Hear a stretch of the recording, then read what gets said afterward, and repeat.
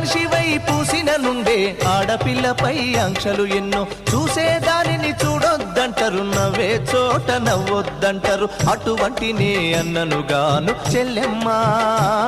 నీ చిన్ననాటి స్నేహితునమ్మా చెల్లెమ్మా అడవిలో నా నెమలివోలే చెల్లెమ్మా ఆటలాడుకో పాట పాడుకో చెల్లెమ్మా మల్లె తీగకు పందిరి ఓలే మస్క చీకటిలో వెన్నెల ఓలే చెల్లెమ్మా